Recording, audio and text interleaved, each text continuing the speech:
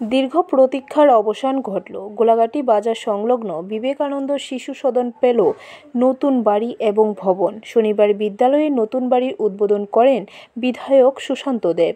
এছাড়া উপস্থিত ছিলেন বিশালগড় পঞ্চায়েত সমিতির চেয়ারপারসন অতুষী দাস, পঞ্চায়েত সমিতির সদস্য রবীন্দ্র দত্ত, বিশালগড় প্রেস ক্লাবের সভাপতি ভবতোষ ঘোষ, গ্রাম প্রধান পুষ্প রায়, উপপ্রধান দুলাল শীল, স্কুলের প্রিন্সিপাল সাধন শীল। স্বাগত বক্তব্য রাখেন সিনিয়র টিচার অজিত চক্রবর্তী। সভাপতিত্ব করেন এসএমসি চেয়ারম্যান হিমাংশু সিনহা।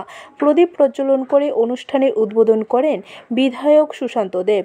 সকল অতিথিরা স্বামী বিবেকানন্দের প্রতিকৃতিতে পুষ্পার্ঘ্য অর্পণ করেন। বিধায়ক সুশান্ত দেব সহ অতিথিরা ফিতা কেটে বিদ্যালয়ের নতুন ভবনের দ্বারোদ্ঘাটন করেন। বিধায়ক সুশান্ত দেব শিশুদের পড়াশোনার পাশাপাশি সামাজিক সাংস্কৃতিক কাজে যুক্ত থাকার পরামর্শ দেন। ইতিবাচক দৃষ্টিভঙ্গি নিয়ে ছেলে মেয়েদের মানুষ করার পরামর্শ দেন তিনি। অনুষ্ঠানে স্কুলের ছাত্রছাত্রীরা সঙ্গীত নৃত্য পরিবেশন করেন। উল্লেখ্য, 2006 সালে এলাকার কয়েকজন যুবক ভাড়া বাড়িতে বিবেকানন্দ শিশু সদন নামক প্রাক ও প্রাথমিক স্কুল চালু করেছিলেন। শুরুতে স্কুল চালাতে হিমশিম খেতে হয়েছে কর্তৃপক্ষের। শিক্ষকরা প্রায় সময় বেতন নিতে পারতেন না। দীর্ঘ 19 বছর ত্যাগ তিতিক্ষার পর সকলের সহযোগিতায় নিজস্ব জমিতে নতুন স্কুল বাড়ি নির্মাণ করা সম্ভব হয়েছে।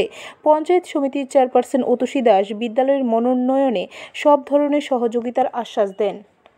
সেইগুলোকে মাথায় রেখে পজিটিভ দৃষ্টিভঙ্গি নিয়ে আমাদের ছাত্রছাত্রীদের সঙ্গে আচরণ করতে হবে। আমরা যত বেশি পজিটিভ কথাবার্তা বলবো, যত বেশি উৎসাহ প্রদান করব, তত ছাত্রছাত্রীদের লক্ষ্য ঠিক জায়গায় পৌঁছাবে। ব্যুরো রিপোর্ট, খবর ত্রিপুরা।